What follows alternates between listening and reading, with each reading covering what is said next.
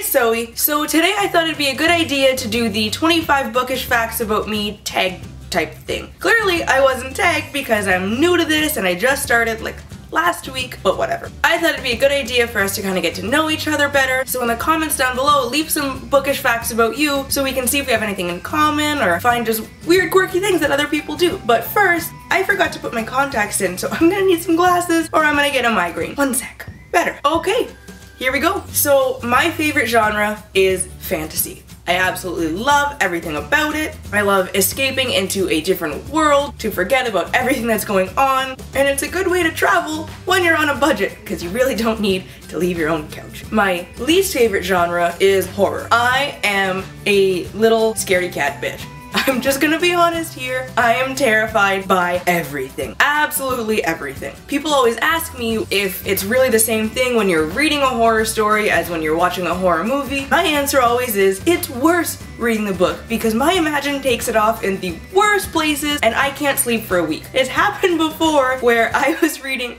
a horror novel. It wasn't even that bad and I had to go and sleep in my mother's bed for like a week. I might have been like 16.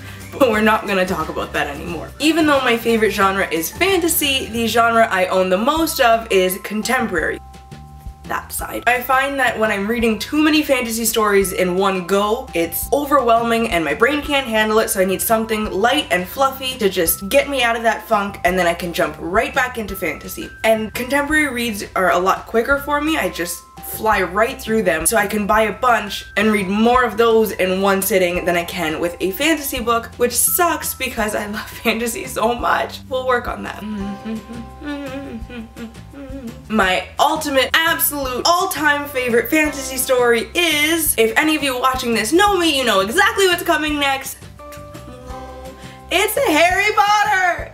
Yay! Surprise? Probably not. It has become a little bit more than a slight obsession. It's taken over my entire world, but that's okay. I own 12 copies of the Philosopher's Stone and 2 each of the rest of them. I'm trying to build my collection as much as possible. I started reading a series when I was 7, just a wee little bub at 7 years old. My teacher read it to me in class. He read the first 3 books and I have been hooked ever since. It's been 17 years since then, and I have read the series over 30 times. I lost count somewhere around the 30 mark, but I'm not gonna apologize for being so obsessed because it's a big part of who I am today. It's become such a big part of who I am that I have 2 bookish tattoos. And yes, they're both Harry Potter related. The first tattoo I got was on my right bicep, and it says "It's real for us" with Hermione's wand underneath. I got this one done in London, England when I was there with a couple of friends. The next one I got was on my right foot, and it says "Until the Very End" with 7 Marauders' Footsteps. 7 because there are 7 books. I was 7 when I started reading them. It's the most magically powerful number. There are 7 Weasley children. I could go on for years with the number 7. I'm going to be getting more bookish tattoos that may or may not be Harry Potter related in the future, but I'm not 100% sure about what I want for them yet, so we'll just leave that for another time. One of the reasons why I've read the series so many times is the fact that I read super quickly. I read a little over 100 pages an hour when I can just sit down and do nothing else. It's a good thing and a really bad thing at the same time. Gift and a curse, we'll call it. When I was younger and my mom would bring me to the bookstore, she would let me get a small stack of books and I'd be like, this is the greatest day of my life, let's go home and read right now. And it would be a Sunday. Usually by Tuesday I would be finished the 4 or 5 books that I had already gotten. And she would make me wait until the following Sunday or the Sunday after that to go get more books, so I had to learn how to love to reread. Now that I'm an adult though, I spend way too much money on books. I like to buy them in bulk when they go on sale, and that's probably why my bank account hates me so much. We have a love-hate relationship. I need my babies. I can't live without my babies. Some of you might be asking, well, if you read so fast and you have to reread, why not go to a library? It's your best bet. Here's the thing. I am all for libraries. I love going to libraries, especially old ones. I love that people can go and read to their heart's content without having to pay anything. It's a great resource for people who are on a budget or for whatever reason. There are so many out there, but they're just not for me. It's the rereading thing. I need to keep my babies with me. I'm trying to build my own personal library at this point, and bringing books back is kind of counterintuitive to that. I personally don't like borrowing books from someone because I need to keep that. If I borrow a book from someone and I really like it, I have to go out and buy it. Actually, even if I didn't really like it either, I just need to have it. It's a thing. I know it sounds insane, but it's just the way it is. I find for me, if I read a book at a library and I have to bring it back after, I kind of feel like I'm abandoning one of my children, and it's something that I need to work on as a person, but that's the way it is for now, so no libraries for me, but they're very pretty, most. In that same vein, I rarely loan out books to people. I have had so many bad experiences where I've given someone one of my precious babies and they bring it back a couple months later with the pages all bent and weird stains that are probably coffee, but who knows, inside of them, and it hurts. It hurts my soul, what little I have left after enduring all of that. If I ruin one of my books on my own, that's one thing. It's a sign of my love for them. But if somebody else does it, it's because they're kind of an asshole. That being said, there are a few people that I absolutely trust with my babies, and I am never afraid to lend them out because I know I will get them back in pristine condition, and it's a win-win situation for everybody. So I am 99% sure that I came out of the womb reading. I have never known a time where I haven't been just obsessed with books. I've always been a reader. I remember in JK and SK, I didn't want to take naps. I wanted to read the whole time, which is really, really odd if you know me now, because all I do is sleep, and if I'm not sleeping, I'm reading. It's just always been a huge part of my life. I don't know who I would be today if I didn't love reading so much. Tea break. When I was younger, I can't lie to you like that because I still do it now, but when I was younger, my mom used to drop us off at my grandparents' house when she was on the day shift, so she'd be starting work at 7:30, so we'd be at my grandparents' house by 7. I would take a nap for a little bit because it was way too early in the morning for a 7-year-old, for this 7-year-old. So I would get up, I would eat breakfast, I would take a stack of books, and I would go and hide behind the couch. There's a couple feet of space between the couch and the wall. It's been that way my entire life. It was back when they had carpet there, so I would get a bunch of blankets and pillows. I would make a little nest, and I would sit and read for 8 hours. My mom would come home from work, and she'd ask my yaya, where is she? And she would just point behind the couch. I didn't move. I rarely went to go to the bathroom. If I was gonna eat, somebody would have to bring it to me because I would not get up for anything. If I did, I would bring a book with me. Absolutely nothing has changed. I still do that, except I'm an adult now, and I should get up and feed myself. I don't understand. I don't understand what any of that means. If I did ever get up to go to the bathroom, I would bring a book with me, and I would spend about a half hour in there, not actually going to the bathroom. I would sit on the little step that we had in front of the jacuzzi, and I would hide. This would happen a lot during family functions, where somebody would ask me to do something, and I'd say, hold on, I gotta go to the bathroom, and I'd be gone for half an hour because I'd be reading. I have this thing about the point of view in the books I'm reading. Contemporary, first person is fine. It works better, but I absolutely hate first person fantasy. Something about it is just so wrong to me. When I am getting into a fantasy novel, I like to pretend it's like I'm watching a movie because I see everything happening in my imagination, and it's a lot harder to get into that mindset if you're from one person's point of view. It just doesn't seem right to me. There's so much else going on. There's so much more world building that needs to happen, and I feel like you can't do that 100% if you're in first person. So I know I'm gonna get a lot of hate for this one.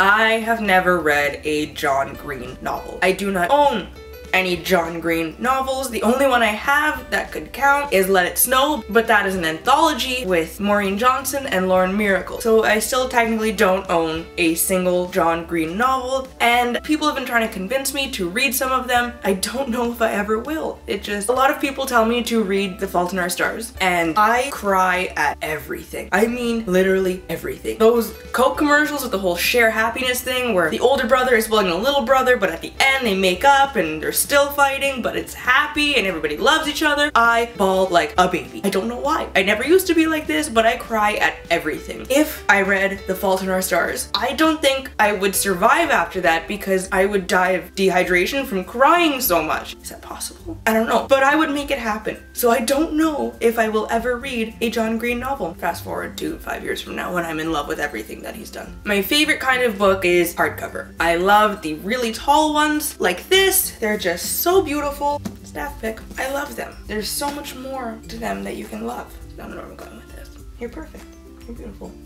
I love paperback as well, except for the Scholastic ones or the British ones where they are just stiff. One kind of like this one. It's just, what is it?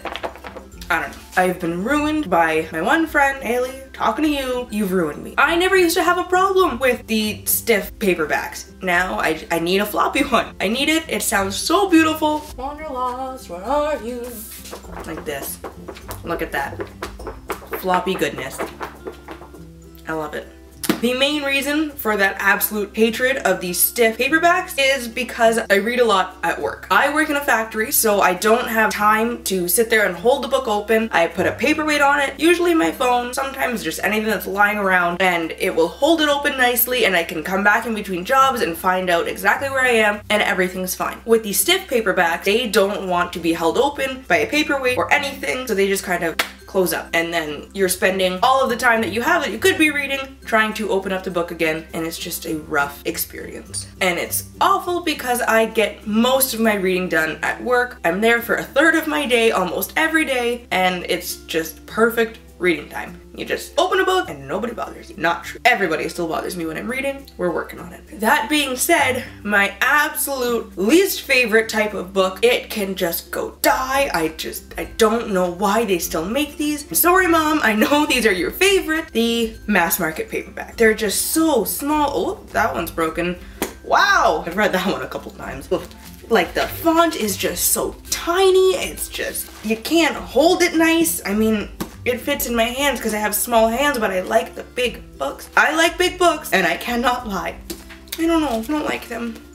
I am not a mood reader. I know there are a lot of people out there that they like to read certain books during certain times of the year because of the season or the holiday. I read anything at any time. I don't think I've ever read a holiday themed book around the holidays. I've only ever read one scary book around Halloween, and that was this year. I read The Hazelwood by Melissa Albert because it was forced upon me. It was right after Halloween. It was really good, but it scared the shit out of me, and I don't want to read a scary book around Halloween ever again. That was my experience. The main reason I haven't hit my goal of 200 books this year is because of one thing: fanfiction. I read so much fanfiction. It's a damn shame that it doesn't count because I would have hit like 400 books already. I am an absolute slut for Dramini. Just give me all of the Dramini stories and I will be happy. Yes, there are some that are really, really, really shit and they should have never seen the light of day. But there are some that are so good that I could read and reread every month. They're just everything that I ever needed. This need for fanfiction usually comes after I've watched one of the movies or I've read one of the books again and I just need more from the world. I need a Marauders era book now. I need it. Will I ever get it?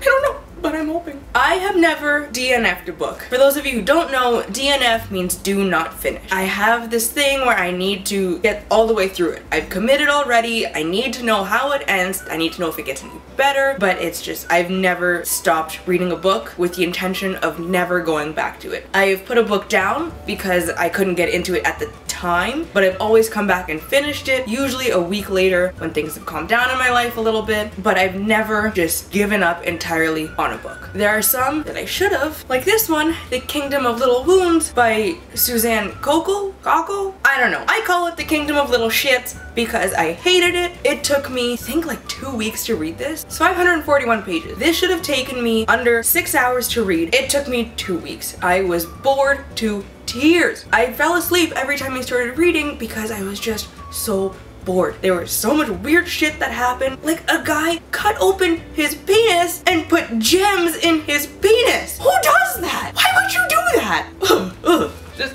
I can't touch this book. I need to but I can't unhaul that kind of book because I need to keep the collection together because somebody might want to read it and enjoy it. I don't know who, but it might happen. So I have to keep it. I need help. When I am when I am reading a book, I cannot listen to music. I have very specific requirements for if music is playing. It's either not gotta be there at all, it has to be really, really low if there's lyrics in it, hi car, or if I'm gonna have it louder, it needs to be something with no lyrics I usually go for some good classical. I can't focus, especially if a song comes on that I love and I know all the words to. I will focus on the song and not on the book, and then it just gets into one big jumbled mess and I can't find my way back until I shut the music off or close the book. And we all know that I'm gonna have to shut the music off because I can't stop reading. Not for that. I am drawn in the weirdest way to to books with the word storm in the title or something about storms. My middle name is Storm. Yes, that's a real thing. It's my real middle name, and when I see it, I'm just like, cool, it's me. It's weird that it works with the word storm, but not with Zoe. If I'm reading a book with a character named Zoe in it, I get really weirded out sometimes because I'm just like, am I like this? Especially if the person is stupid. I don't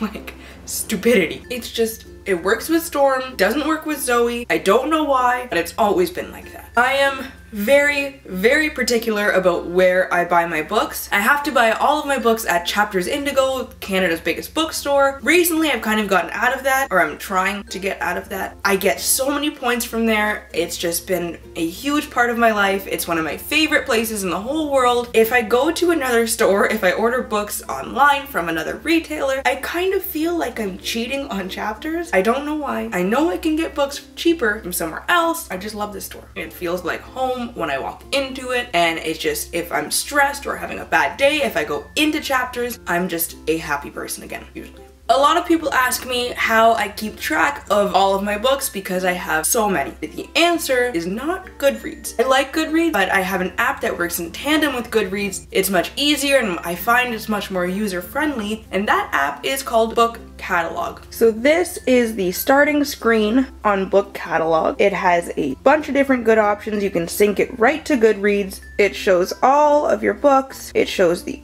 author, it shows a short description, usually what is in the synopsis that comes right on the book. It shows the number of pages, it shows the format of the book, it shows the publisher, the day you read it that you can add in. Whoops, wrong book. Whoops.